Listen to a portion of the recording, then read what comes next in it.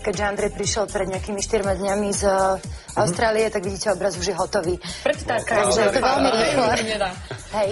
Dobre, to znamená, že takýto obraz je skôr hotový ako tento veľký? Je to absolútne jedno. Nie, myslím si, že to nezávisí od toho. Od veľkosti.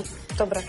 A ešte som sa chcela opýtať, my sme sa rozprávali o tých rôznych plochách, hej, kde sa to dá umiestniť, teda je to fotografia, je to plátno a tu na jeden taký zaujímavý. Andrej, chytíš to prosím? Áno, takto, aby to kamera mohla odsnímať, že tu je na tom nalepené vlastne. Toto je taký špeciálny materiál, volá sa to akryl, teda v podstate plexisklo.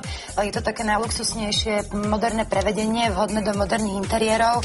Má to pekne vyhladené hrany, čiže pôsobí to naozaj exkluzívne. To je pekné. Je ako typ na prekvapenie, či už si zvolíte taký alebo onaký rozmer, na tom je perfektné, že nemusíte sa pohnúť z domu, ale ako pošlap si to cez internet.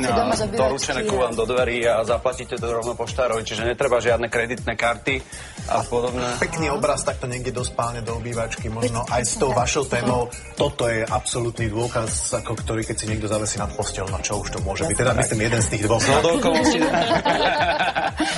Zhodou okolností táto fotka nebola v dobrom rozlíšení, ale keď sa dá na platno, vyzerá docela kvalitne. Keby ste ju dali na fotografický papier, tak nie je až taká dokonalá, ako vyzerá na platne, ktoré vlastne rozpije farby a vyzerá to mnoho lepšie. Ďakujeme za skvelý tip a myslím, že k skvelému tipu na zimu sa ešte vrátime, pretože Romana Juraška ste videli pred pol hodinkou, ako sme ho prekvapili a poslali na lyže.